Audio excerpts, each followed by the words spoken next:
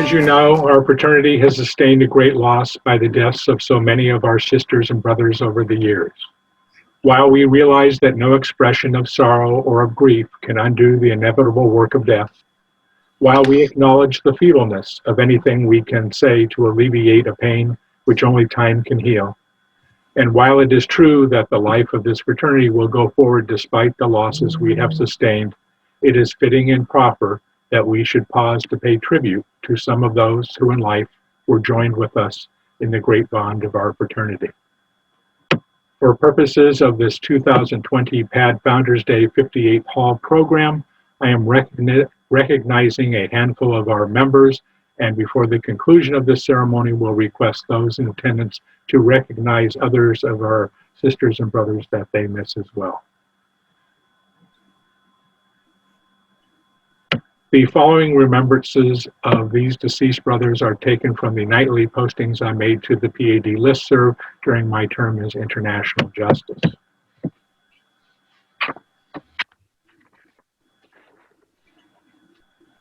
Tonight's acknowledgement is of a brother who is known by too few of our contemporary Phi Alpha Delta members, Frank Ludwig, and yet he had a major impact on our fraternity and its members for better than a third of its existence. Brother Ludwig joined Phi Alpha Delta through our Thomas Hart Benton chapter at the University of Missouri in Kansas City, Missouri, around 1913. After graduation, he remained involved in our fraternity through the Kansas City Alumni chapter and attended our conventions. In 1917, Frank was appointed as one of our first district justices over the Western District, which comprised 1/5 of the United States.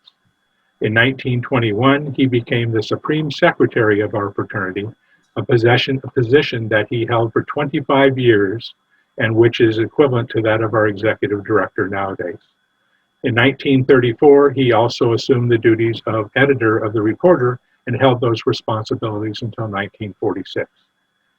8 of those years, 1936 to 1946, were especially difficult because of World War II and the effect it had on our country as well as our fraternity. In fact, there were no conventions during 1940, 1942, or 1944. Brother Ludwig and a handful of our brothers held Phi Alpha Delta together during these tumultuous times. At the conclusion of the war, the fraternity rebounded, and the first convention since 1938 was held in 1946. At that convention, Frank Ludwig was elected Supreme Justice and served a biennium in that position. He remained involved in P.A.D activities until his death in 1957. Our brother contributed some 40 years of his time and talent to our fraternity. He died before the establishment of our Distinguished Service Chapter. Had it been otherwise, I have no doubt that he would have been one of our first and most recognized members. We are indebted to our brother for his devotion to our fraternity, and because of his example and those of others, Phi Alpha Delta not only survives, but flourishes. I never had the privilege of meeting Frank, but I will not forget his contributions or those that he has made as one of our brothers. J. Harry Bron, let's try that again. J. Harry Bron, better known as HAP in Phi Alpha Delta circles, was initiated into our fraternity through our William Howard Taft chapter at Georgetown University School of Law.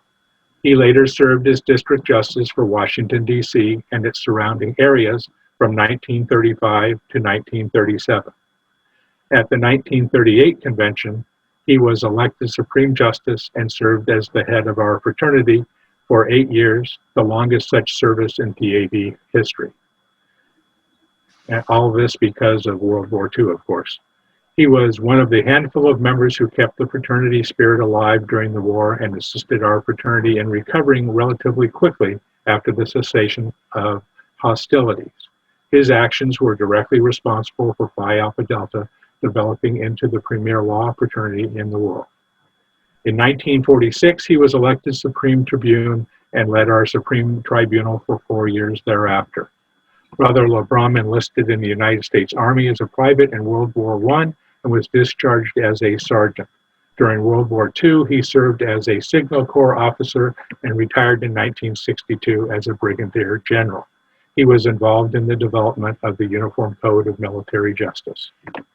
Following his wartime service, he practiced law as a senior partner in the law firm of LeBron and Doak in Philadelphia. During his career, he was chairman of the National Conference of Lawyers, Insurance Companies, and Adjusters of the American Bar Association and general counsel for Finland in the states of Pennsylvania and New Jersey. At the 1968 convention, Brother Warren E. Berger, then judge of the United States Court of Appeals for the District of Columbia and later Chief Justice of the United States Supreme Court, delivered the keynote address of the convention and recognized Brother LeBron. At that convention's reception, our brother was inducted into the Distinguished Service Chapter as its fifth member on August 27, 1968. Phi Alpha Delta suffered a tragic loss on April 4, 1970, when Brother LeBron died. On January 19, 1973, our brother was remembered when our law school chapter at the University of Baltimore School of Law was chartered in his name. Hap LeBron was a shining example that one person can make a difference. He certainly made a difference for our fraternity, and I will never forget his contributions.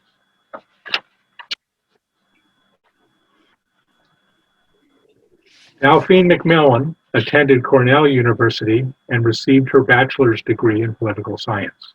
She was active in the Young Republicans in Pennsylvania, but became disassociated from politics when she entered the Navy. Dal, as she was known in Phi Alpha Delta and Phi Delta Delta, received a commission in the United States Naval Reserve as a Supply Corps officer and served at various posts, including the Office of the Judge Advocate General, before retiring from active duty with the rank of commander in 1964. During the years of active duty, she continued to pursue educational courses and ultimately attended George Washington University Law School and graduated in October of 1960. While in law school, she joined Phi Delta Delta International, the leading law fraternity for women. She served as its chancellor, treasurer, priestess, and high priestess of its Zeta chapter. From there, she moved on to serve as treasurer for Phi Delta Delta International for several terms.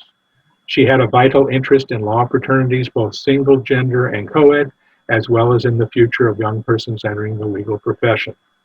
From 1970 to 1972, PDD and P.A.D. each had a merger committee that explored the possibility of bringing P.A.D. and PDD together as a single fraternity.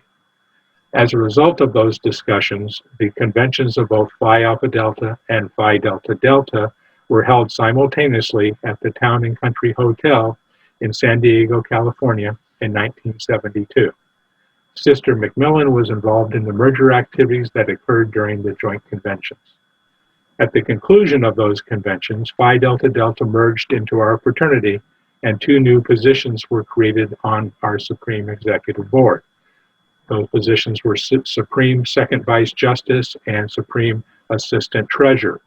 Enid Williams Ross was elected by Phi Delta Delta to hold the first position, and Delphine McMillan to hold the Assistant Treasurer position.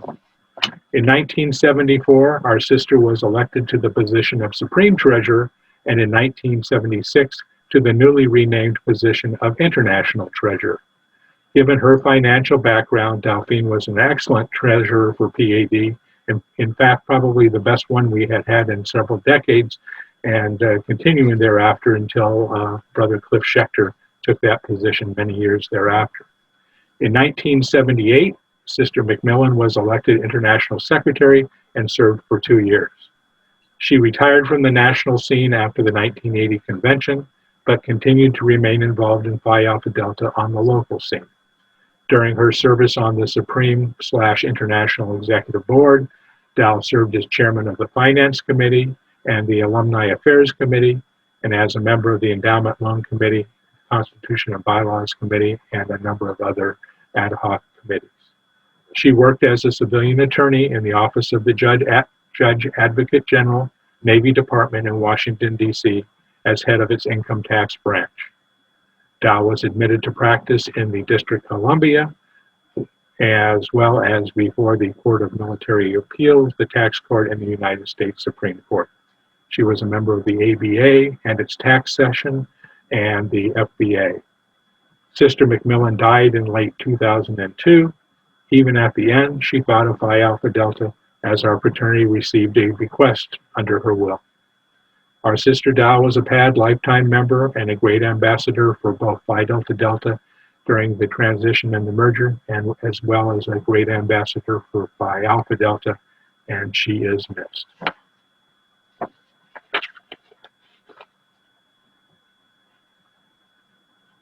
On Wednesday, May 16, 2007, our fraternity suffered a tremendous loss with the passing of the Honorable Frank J. McMillan. Frank graduated from Miami University in 1962 and Ohio State University College of Law in 1964, where he served as Justice of McKinley chapter. His service to P.A.D. was long and extensive. From 1967 to 1970, he served as an assistant to the Supreme Justice and traveled extensively throughout the United States and Canada. From 1970 to 1972, he served as then District 10 Justice. At the 1972 convention, he chaired the merger committee for Phi Alpha Delta, which oversaw the merger with Phi Delta Delta Women's Legal Fraternity. He was elected to the executive board at the 1972 convention as Supreme Treasurer. 2 years later, he was elected Supreme Advocate and then International Second Vice Justice. It was a busy 2 years and everyone worked because, in 1978 at the Cleveland Convention, Frank was elected International Justice. It was a busy 2 years and everyone worked because Frank worked 10 times harder than anyone else. That was a lesson I remember and have tried to emulate for many years thereafter. During his tenure as IJ, the pre-law program was developed and was presented for adoption at the 1980 convention in Hot Springs, Arkansas, the convention over which our brother presided. He also served 2 years as chairman of the International Advisory Board. His service to P.A.D. did not end with his term as International Justice or his continuing service on the International Advisory Board.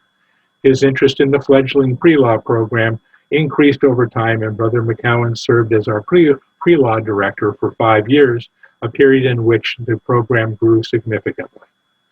After he stepped down as pre-law director, Brother Frank served as Region D coordinator, working with 1/5 of our district justices.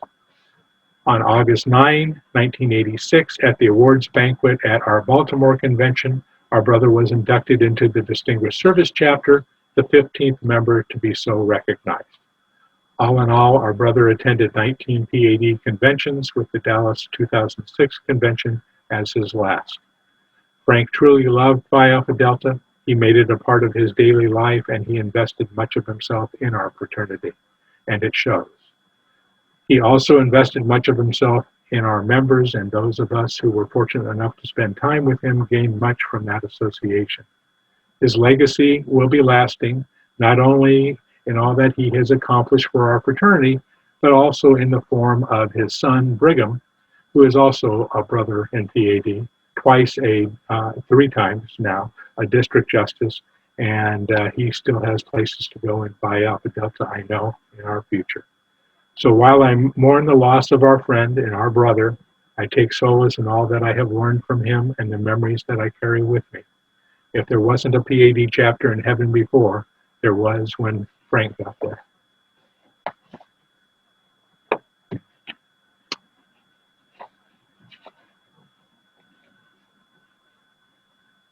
Today, my brothers and sisters, is P.A.D's Founder Day. This was in the piece I did back in 2008. A separate acknowledgement of Founders Day was prepared by International Historian Emeritus C. Raymond Judis and explains how this day, November 8th, became so designated. You have received that acknowledgement under separate cover.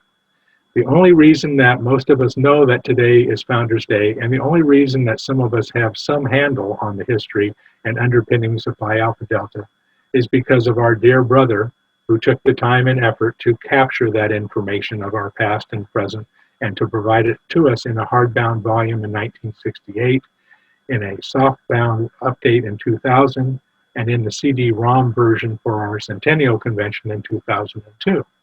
So today it is my honor and privilege to recognize C. Raymond Judis for just some of his accomplishments on behalf of our fraternity. As you read the following, you will see that Ray has done much for our fraternity besides recording our history, such as making P.A.D history. Brother Judis is one of a handful of members who have truly shaped Phi Alpha Delta into what it is today, and Ray, we salute you. Brother C. Raymond Judis began his career in Phi Alpha Delta as a member of the Samuel Houston chapter at South Texas College of Law on May 3, 1959, when the chapter was installed. He was initiated and inducted as the chapter's charter justice. Ray took our fraternity to heart and distinguished himself while in law school. He graduated in 1962 and thereafter served as a volunteer assistant to the Supreme Justice. He attended his first P.A.D convention in 1962 at the Brown Palace Hotel in Denver, Colorado, and has attended all subsequent conventions except 1984 and 1986 due to professional scheduling conflicts. In 1965, he served as District 8 Justice and provided oversight for fraternity activities in Texas, Arkansas, and Oklahoma. Shortly thereafter, our regions were redistricted, and he served as District 7 Justice for Texas and Louisiana. During these years, the law school chapters under his supervision thrived and were among the best in Phi Alpha Delta. At our biennial convention in 1966 in Kansas City, Brother Judis was elected to the board position of International Historian. Unlike his predecessors in this position, he took his responsibilities to heart and published the first official history of Phi Alpha Delta during his tenure. His research into our history also resulted in the reclaiming of many historical documents, photographs, and P.A.D memorabilia, which are now maintained at the Executive Office. In addition to the presentation of the hardbound history at the 1968 convention in Washington, D.C., Ray also presented the fraternity with a beautifully carved official gavel, which he had commissioned and which we continue to use at official functions today. At this convention, he was elected to the board position of Supreme Secretary.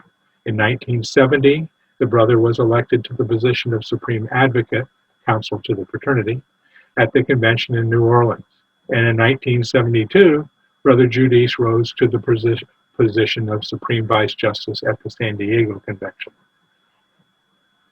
At our 1974 convention in Toronto, Canada, C. Raymond Judis ascended to the position of Supreme Justice, the highest elected position in Phi Alpha Delta. He served with distinction during his 2-year tenure. The title of that position was renamed International Justice in 1962 at our convention, and as a result, Ray was and is known as the last past Supreme Justice, a title he carried very much with pleasure and with honor during his lifetime. Brother Judis spent 1976 to 1978 as chairman of P.A.D's International Advisory Board.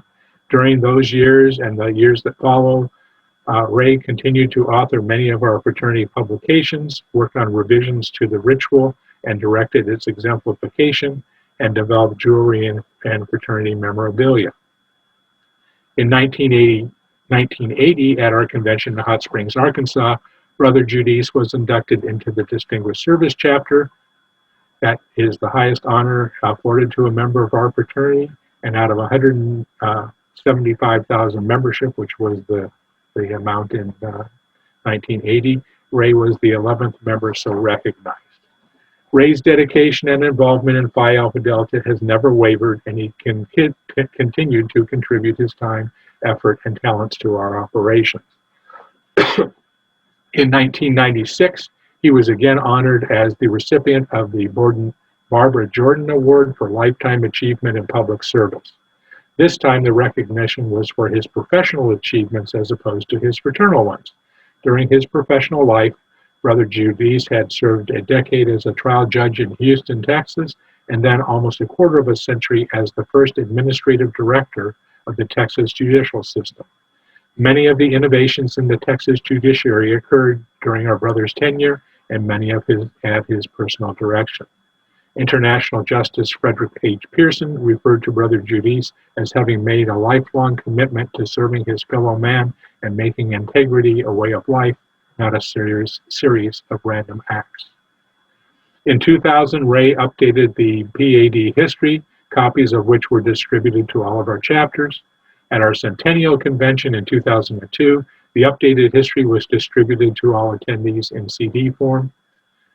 Ray received the permanent title of International Historian Emeritus in recognition of his continuing involvement in our fraternity and its history. Ray's contributions continued on. He was a regular at District 9 conferences, sharing his wealth of knowledge with his brothers and sisters.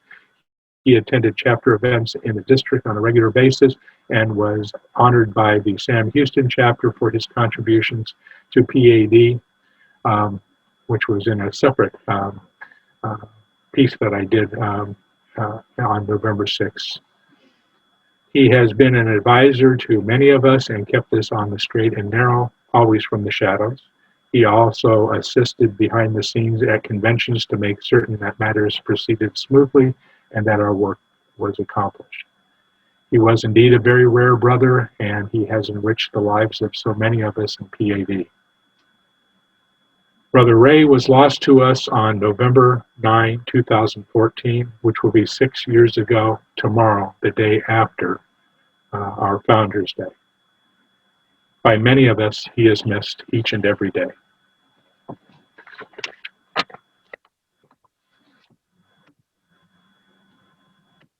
Those are the acknowledgments I have to do at this session.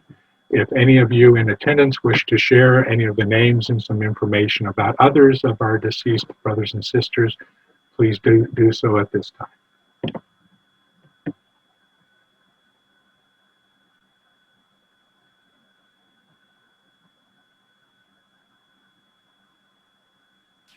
I believe Brother McKell. Thank you.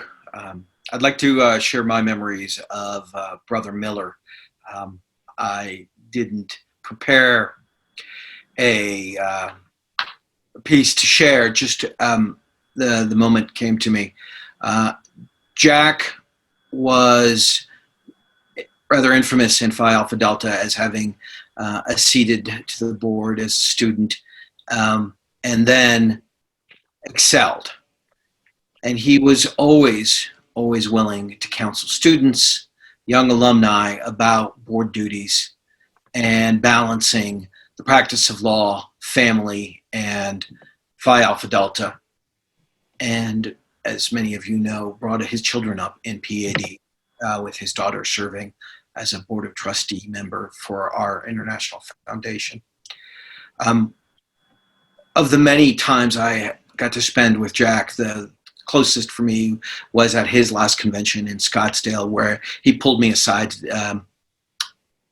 frankly, to tell me that he was dying and to tell me how important family was. And at that time, I was a young father, very young father, and it brought that message of fraternalism and family home to me. And I guess there's really never a day that goes by when I'm thinking about P.A.D. where Jack Miller's words don't resonate in my ears. Over. A good brother who did a good job for us. 4 years after he was elected to the board in 1974, we were having a drink, and he said, if I had known what was entailed in being a board member, I never would have done it. Fortunately for us, he did, and he had the sad and unique distinction of becoming international justice before his time, when our international justice, Stanley H. Cohn, was murdered in 1985. And thanks to Jack's efforts, it was about as seamless as a transition as you could have. And then he, rightly so, was elected to his full term thereafter and served Phi Alpha Delta right up to the end.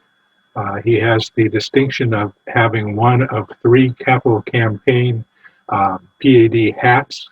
There were only 2, but he decided at a convention that he would pay a large sum of money into the capital campaign for that hat, so we grudgingly gave up that hat too. Anyone else wish to share? Lots of people to share.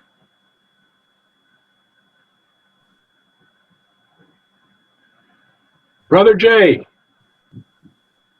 Okay, I had a few. I figured I would maybe I'd start with two guys from New Jersey, since that's where I'm from. As you know, I'm the immediate past international justice. It's my understanding I was the second international justice from New Jersey. The first was Brother Rick Pearson, and I'm sure one of the other past IJs or the current IJ might be able to share more. I'll get started. And the other is Brother David Benamy. And the two of them couldn't be more different, and probably would both be pissed on me mentioning their names in the same sentence. But both of them had contributed a lot to Phi Alpha Delta. And Brother Rick had been the international justice from 1994 to 1996. He sort of ended up being in New Jersey, sort of like for lack of a better term, the grandfather of P.A.D. here. He at the time, or most of the time, he was the only member who had been the international justice or even on the international board. He could be difficult at times. I know a lot of members had issues, but I knew he always cared about P.A.D. and he was always somebody I could speak to and bounce stuff off of. And I remember when he passed away, I believe he was 70, and I was able to get to the hospital and talk to him. Past IJ Cliff Schechter and his wife Gail came too, and we were able to spend some good time with Brother Rick. I think I'll let somebody else finish that one.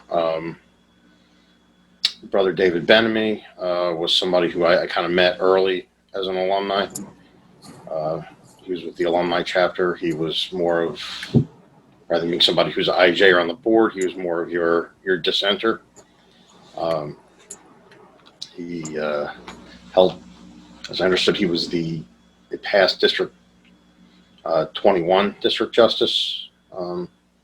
He had been so in the early 1990s. After finishing up law school, he was a Lowenstein chapter, and he held several officer positions within the New Jersey statewide alumni chapter at various points. I have some interesting stories. I could share them at another time, but he was somebody who was always supportive of our chapter, the officers, anybody, P.A.D. and want to see good things for Phi Alpha Delta. His wife, or second wife, Anise, got involved very much after David's untimely passing in June of 2013. Anise wanted to create a grant, wasn't sure what to do, came to me. We kind of bounced around back and forth, and she had decided it was best for the grant to apply to a young alumni because they were the ones who had graduated law school, were trying to get to convention, didn't have a law school to support them anymore, possibly. So she created the first David Benamy grant it was like a $500 grant to assist somebody a young alumni, less than 3 years out of law school, to attend convention.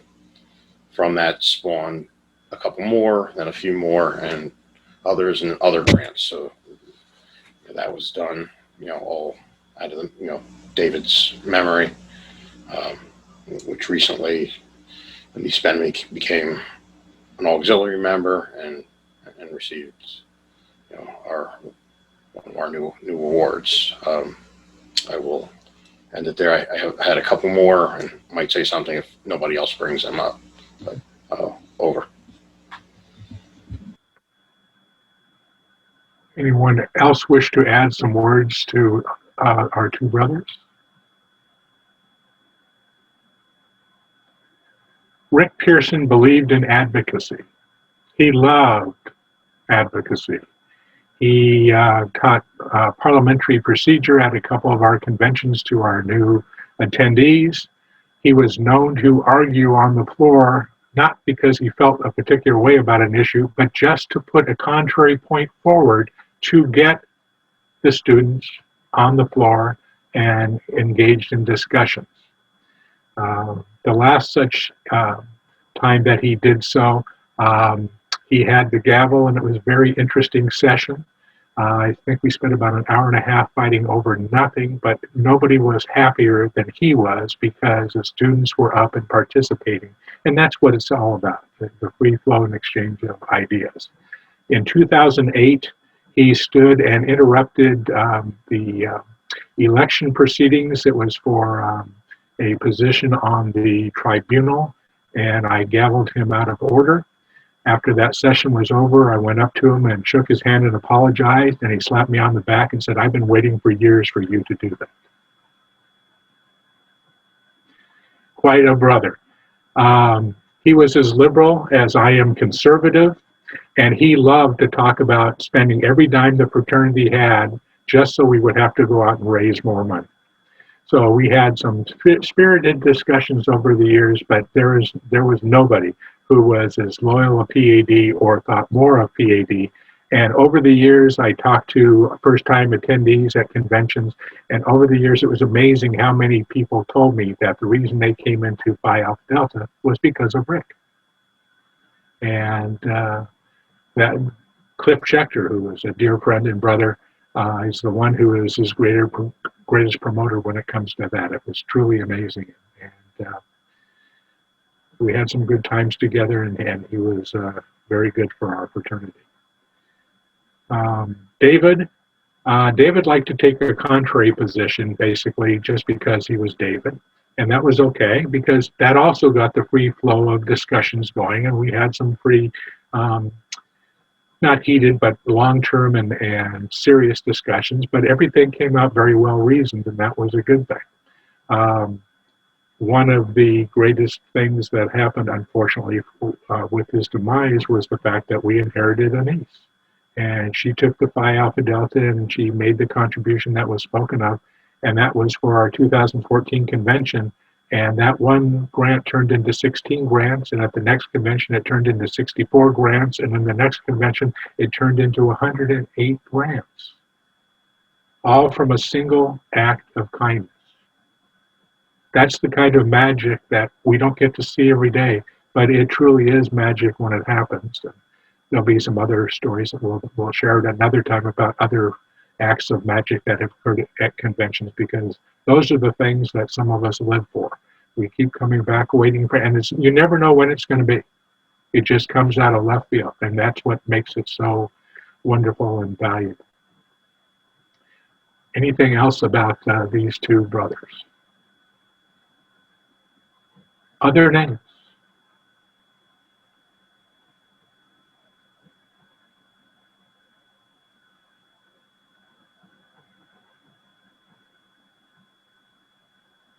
Is brother Ron Winter still there?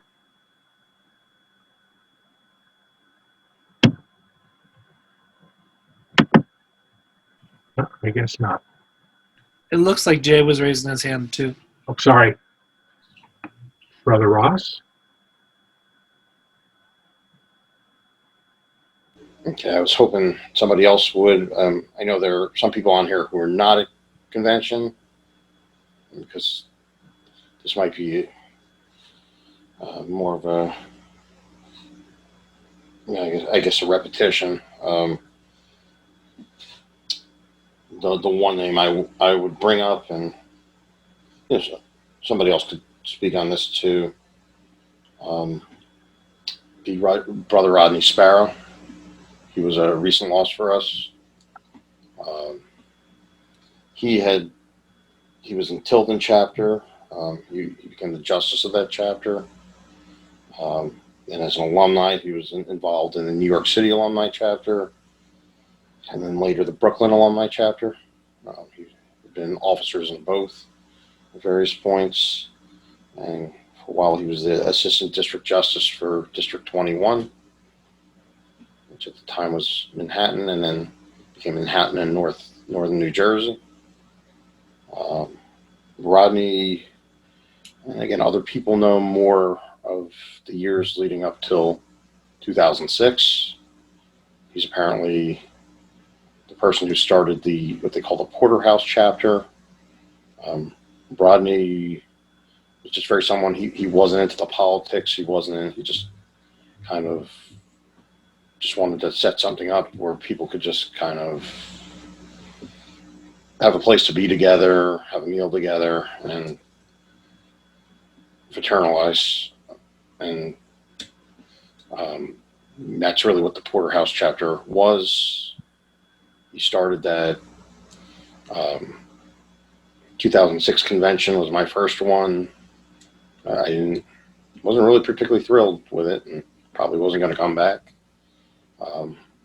Ran into Rodney in the lobby. Asked me to go to it that evening. It was the day after convention ended, that Sunday. So I joined them. There I kind of had a chance to talk to Rodney and, Derick Hill, who's the outgoing IJ, John Whitecamp, who's the incoming IJ, and others. And that event kind of made me want to keep coming back. Over the years, I got closer with Rodney as we got to know him. Since I lived in New Jersey, he was in New York. He was kind of one of us here, too. I'd go over to New York for various things. It was always a pleasure to see him. Always kept that same demeanor. He's just a very valuable brother who did a lot for this fraternity. Never really held like a high name position. He wasn't on the international board. It was just somebody who, think of paternalism, I think of Rodney. That's what it comes down to. Others may have more to say, and unfortunately, for those of you who don't know, he passed away of COVID this past April. Over. Other international justice. As Jay touched upon, a contemporary of ours in Rodney Sparrow, and before moving on, I encourage you, if you've felt the famous Rodney hug, to contribute to the Mighty Sparrow Fund.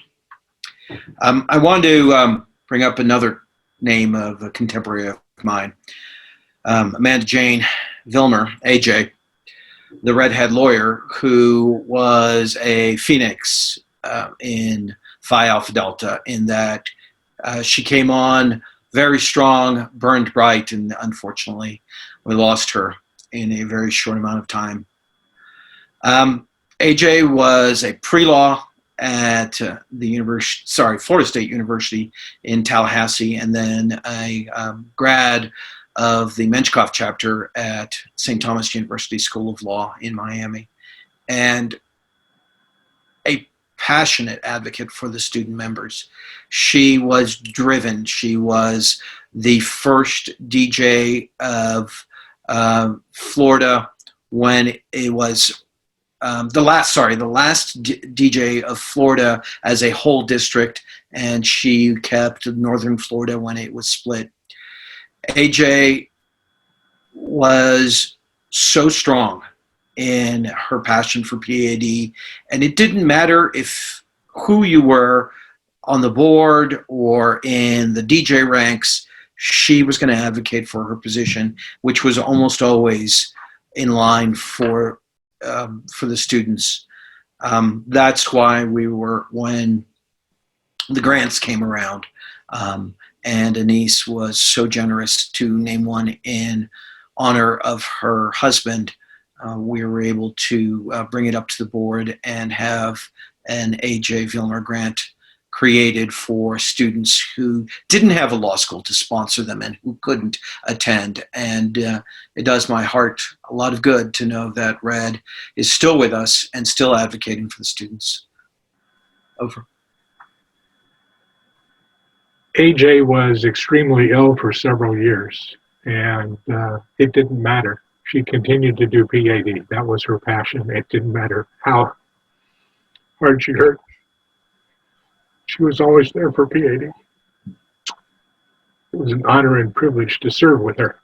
And there are very few folks that had that kind of will and heart and determination, and we all benefited from it for many, many years. Rodney never cared to aspire to office. He didn't really want to be in office. He just loved to get together with his brothers and sisters. And that's what Rodney was about. Pure Phi Alpha Delta. And it was wonderful. And you could pick up from whenever you last saw Rodney or spoke with him on the phone, and it was like a heartbeat. You didn't miss anything. You just picked up and went. A true brother who never had a bad thing to say about anybody and was always there if you had anything or needed anything. There's a reason why people feel the way they do about Rodney, because he's the real deal, unvarnished, just a real P.A.D. and a real nice human being. And his loss came as a complete and utter shock to all of us. And I know that many of us talk on the phone quite a bit about him, because it's just so hard to believe that we won't be spending in one of those special times with our brother.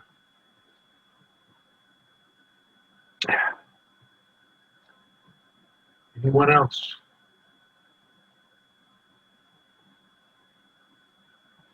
Well, there's going to be plenty out of the session on Friday. The gentleman responsible for putting together the 58-hour hall, Brother Dobruck, is interested now in capturing some of the things that were said over the last couple of days so that we don't lose them as we lose other people. And so he's going to be working with the executive office and seeing if we can't capture a lot of what's gone on for these many years. So hopefully we'll be able to put them in a library that people will be able to access, along with some of the other interesting things that have gone on over the years. But that's going to be the charge. I was fortunate enough to get a 2-hour interview with Sandy Ray before he passed, and we just have to convert that to digital now, and so we'll have that to use. And we have some bits and pieces from Bob Redding and a couple of other folks, so we're going to try and get those into a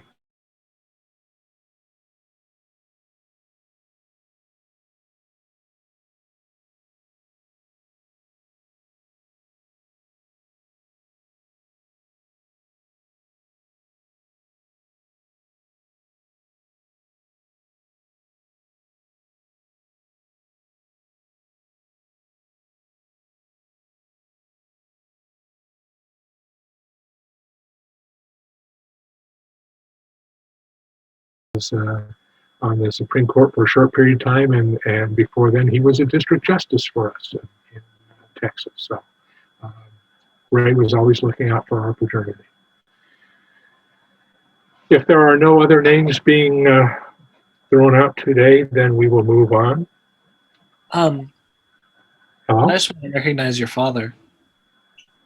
I unfortunately barely had the opportunity to meet Frederick Whitecamp, but I know he laid the groundwork for a lot of what our fraternity is today, and a lot of expansion. And I'll yield to anyone else on this call, but I didn't want to move on without at least mentioning his name. Appreciate that.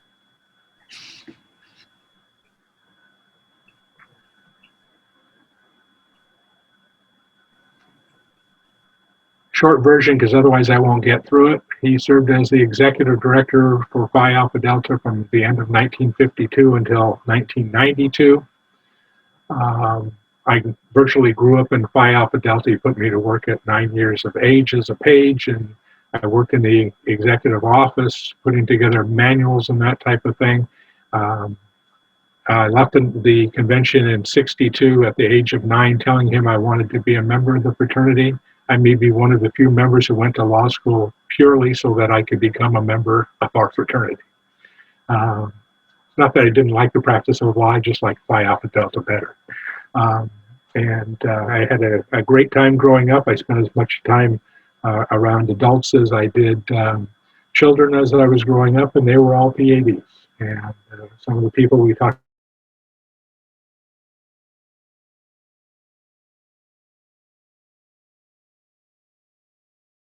the opportunity to grow into my own place in Phi Alpha Delta, which is not easy to do with somebody who accomplished what he did.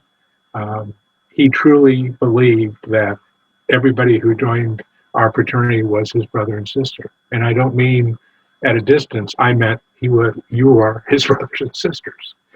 And he treated everyone there, taught me to do the same. And to this day, I still get calls from people who found out that he passed and giving condolences and that type of thing. But everybody has a couple of stories about FJW to share, or as he was known in 1992 as Big Daddy at his going out convention. He did one of the most difficult things to do. When his term was over and the new executive director came in, he gave the person room. He gave them the opportunity to become their own executive director. He was available if the person had questions or issues or wanted his point of view, but he did not force himself upon that individual. And that's a really hard thing to do when P.A.D. has been your life for that period of time. But he managed to do that. Still came to conventions. 2016 was his last convention. He holds the record for most consecutive conventions at 32 with Matthew Sandy Ray. Sandy started in 1946. My father started in 1952. And a lot of things happened over those years. And both of them were able to take those lessons and bring them into the fraternity and make us a better fraternity for it. And some of those things are still going to happen as other changes occur within our fraternity, because we're always changing. That's just part of what we are. And because the legal profession is changing, society is changing. And it's never been easy, but we've always gotten it done. And as long as we remember at the end of the day, we're still brothers and sisters, we will get it done again. That was something that was important to my father, is above all else, we are brothers and sisters, and we have to take that at heart, because there's a ton of legal organizations out there. We're about the only law fraternity that is left. In the 70s, there were 17 law fraternities. Here we are now, all these years later, we're left. Phi Delta Phi was a law fraternity. They dropped being a fraternity and becoming a society because they wanted to be able to initiate the same people we were. And there were rules that said you could only belong to one fraternity. And Delta Theta Phi still holds on, but just barely. And I get more information from their Dallas chapter than I do from their headquarters anymore. So it's not a good time. But we've managed to avoid some of the pitfalls. We've tried some different things. We did pre-law. That was a big game changer, and one that was not adopted unanimously, far from it. It basically passed on the skin of its teeth, but it became a very big part of who we are and gave us more depth and breadth, and that's been very good for us over the years, and I think it may help to sustain us for a while longer, where we're trying to figure out some of the changes that are coming. But so much of this was forecast by the executive director, Emeritus FJ, or AKA Dad, and he worked us through a lot of things. The ABA got hit several decades back by the IRS with an unrelated business income tax at an audit that cost them over $1 million. 3 years later, we got hit with the exact same concerns. We got out of it without having to pay anything.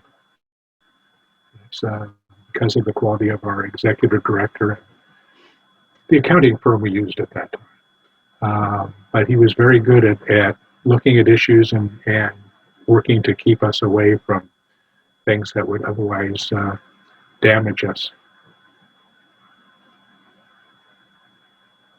I better stop there. But thank you, Aaron, for raising his name.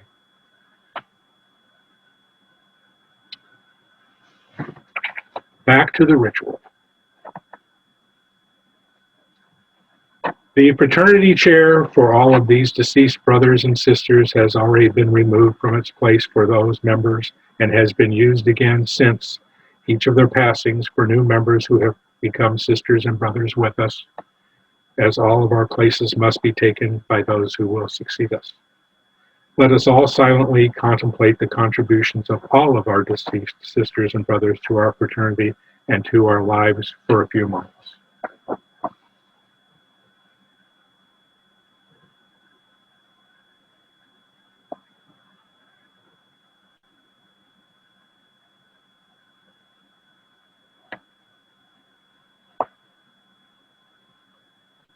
The Supreme and International Secretaries over the years have noted on the permanent rolls of the records of Phi Alpha Delta Law Fraternity International the deaths of our dearly departed brothers and sisters.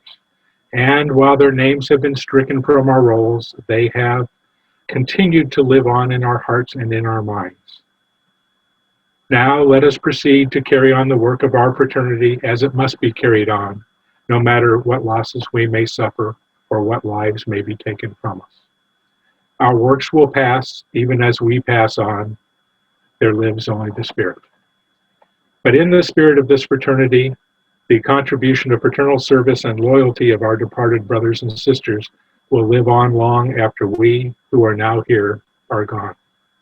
Here today, we resolve to build to the memory of all our deceased members a fitting memorial, a living fraternity which never dies. Phi Alpha Delta. Let us go about the work of our fraternity. Thank you for your time and attention.